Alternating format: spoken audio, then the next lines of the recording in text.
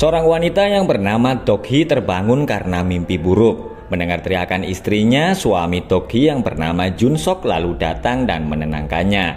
Dok-hee sebelumnya mengalami sebuah kecelakaan yang membuatnya kehilangan sebagian ingatannya. Jun-sok adalah seorang penulis novel. Dulu dia bertemu dengan Dok-hee yang ternyata adalah seorang tunanetra. Setelah pertemuannya yang tidak disengaja, Jun-sok selalu mengikuti dan memperhatikan kemanapun Dok-hee pergi, dan dia menulis semua ceritanya itu ke dalam sebuah buku. Suatu hari Jun-sok melihat Dok-hee memakai kursi roda dan dia juga bisa melihat. Jun-sok lalu berpikir kalau kemarin Dok-hee hanya pura-pura tidak bisa melihat dan sekarang pura-pura tidak bisa berjalan.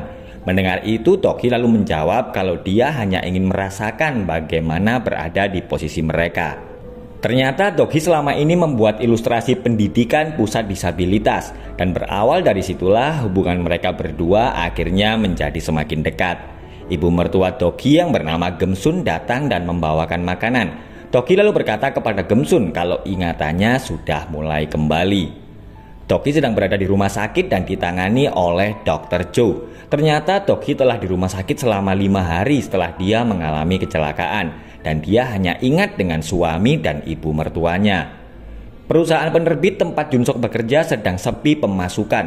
Atasan dan juga teman Jun-sok yang bernama Chang-mo berkata kalau mereka akan mendapatkan banyak uang jika Jun-sok mau menulis sebuah buku biografi. Tapi Jun-sok lalu menolaknya karena dia adalah seorang penulis novel. Jun-sok dan Dok-hee pergi ke sebuah kafe karena mereka ada janji dengan teman Dok-hee yang bernama Yong-mi. Dok-hee meminta Yong-mi membawakan barang-barang lamanya agar ingatannya bisa segera pulih. Malamnya Dok-hee heran karena melihat Jun-sok yang keluar tengah malam. Jun-sok lalu berkata kalau dia keluar sebentar untuk membeli makanan. Perlahan-lahan ingatan Dok-hee mulai kembali dan dia sudah bisa mengingat masa kecilnya. Dulu orang tua Dok-hee meninggalkannya di pasar saat dia masih kecil, dan Dok-hee kemudian dirawat dan dibesarkan oleh orang tua angkat. Dok-hee merasa kalau semakin hari dia semakin mencintai Jun-sok yang selalu ada di sampingnya. 1 tahun telah berlalu tapi Dok-hee masih belum bisa mengingat semuanya. Dr. Jo menjelaskan kalau itu adalah hal yang wajar akibat kecelakaan. Dia yakin kalau ingatan Dok-hee akan segera pulih secara bertahap. Dok-hee menelpon Yong-mi untuk mengajaknya ketemuan, tapi Yong-mi tidak bisa karena dia ada pekerjaan keluar kota. Tapi ternyata Yong-mi sedang bersama Jun-sok dan seorang anak kecil. Dia lalu berkata kepada Jun-sok kalau Dok-hee masih belum bisa mengingat semuanya, dan anak kecil itu ternyata adalah anak Jun-sok. Dok-hee memberitahu Jun-sok kalau kemarin ibunya datang ke situ. Dia berpikir kalau ibu Jun-sok mungkin menginginkan cucu, tapi Jun-sok menjawab kalau sekarang belum saatnya bagi mereka untuk mempunyai anak. Dok-hee merasa tertekan karena ibu Jun-sok selalu membicarakan soal bayi, tapi Jun-sok tetap pada pendiriannya dan belum mau memiliki seorang anak. Dok-hee kemudian menangis karena dia sebenarnya juga menginginkan seorang anak.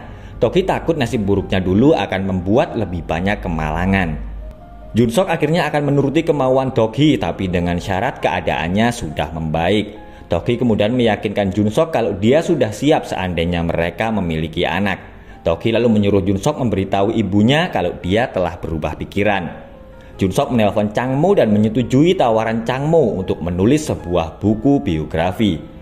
Saat sedang sarapan, Jun-sok memberitahu Dok-hee kalau besok dia akan pergi selama 1 bulan karena ada pekerjaan dari Chang-mo. Meskipun dengan berat hati, Dok-hee akhirnya mengizinkan Jun-sok pergi bekerja. Sebelum berangkat, Jun-sok meminta agar Dok-hee terus mencoba mengingat semuanya. Tidak lama setelah berpamitan, Jun-sok kembali pulang karena alat cukurnya ketinggalan. Dok-hee pun lalu tersenyum melihat kelakuan suaminya karena setelah alat cukur, giliran rokoknya sekarang yang ketinggalan. Beberapa minggu kemudian, Dok-hee menerima telepon dari Chang-mo yang memberitahu kalau Jun-sok mengalami kecelakaan.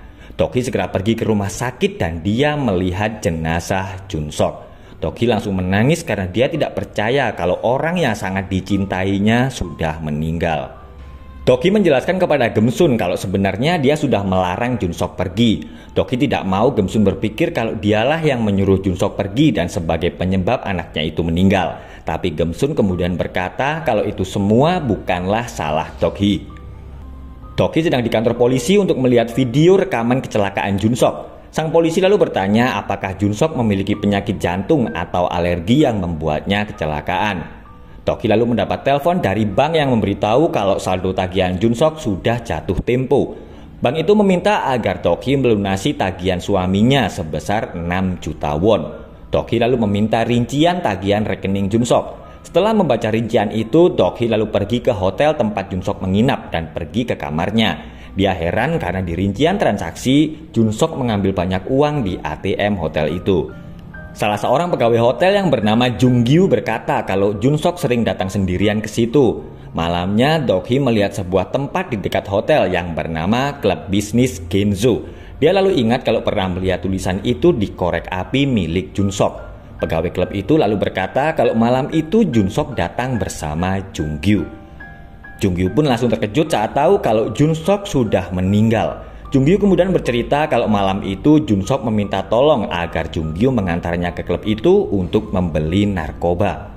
Besoknya Dokhi pergi ke rumah Gemsun, tapi Gemsun ternyata sedang tidak di rumah. Dokhi akan beristirahat di situ untuk menenangkan diri. Dia lalu menemukan ada foto anak kecil di buku milik Jun Sok. Ternyata Gemsun pergi ke rumah Yongmi untuk mengunjungi cucunya. Sementara itu Dokhi pergi ke bank untuk menutup akun Jun Sok. Dia lalu melihat Jun Sok sering mentransfer banyak uang ke rekening sebuah tempat, yaitu Praise Cetacea.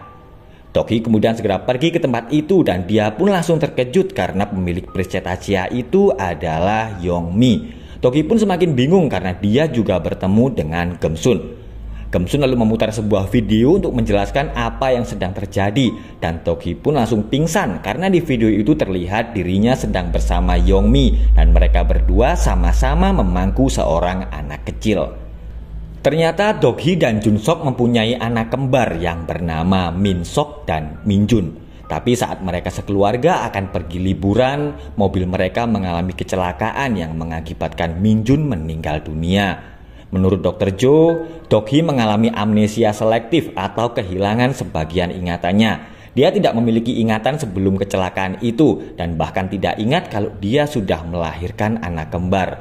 Dr. Jo berkata kalau ingatan Dokhi perlahan-lahan akan mulai kembali karena menunggu waktu yang tepat untuk menerima semuanya. Tapi jika Dokhi tidak mampu melawannya, maka dia akan mengalami depresi berat. Karena khawatir dengan kondisi Dokhi, Jun Sok dan Gemsun sepakat tidak akan memberitahu Dokhi kalau salah satu anaknya sudah meninggal. Sambil menunggu ingatan Dokhi membaik, Min Sok dirawat oleh Yongmi. Changmo mendatangi Dokhi yang sudah sadar dan memberikan naskah novel yang ditulis oleh Jun Sok. Ternyata selama ini Jun Sok menulis semua ceritanya ke dalam naskah itu, sebuah novel yang berjudul Saat Kau Tertidur atau While You Were Sleeping. Changmo berkata kalau Jun Sok sebenarnya tidak menulis biografi, tapi dia sedang menulis kisahnya sendiri. Jun Sok ternyata menderita kanker kandung empedu dan dokter berkata kalau hidupnya kemungkinan hanya tinggal 1 tahun lagi. Merasa sudah kehabisan waktu, Jun Sok ingin Dokhi mendapatkan kembali ingatannya sebelum dia meninggal. Dan saat Jun Sok pamit akan pergi untuk menulis biografi, sebenarnya saat itu keadaannya sudah sangat parah. Karena tidak mau Dokhi tahu kalau dia sedang sakit parah, Jun Sok akhirnya menggunakan narkoba untuk menutupi sebab kematiannya. Dokhi akhirnya mengetahui semua perjuangan Jun Sok dan dia pun akhirnya kembali memeluk anaknya. Dokhi melihat rekaman video terakhir dari dashboard mobil Jun Sok yang dikirim oleh polisi. Dia lalu menangis karena saat itu Jun Sok 2 kali kembali ke rumah karena barangnya ada yang ketinggalan. Tapi sebenarnya dia hanya ingin melihat istrinya untuk yang terakhir kali. Dan film pun selesai.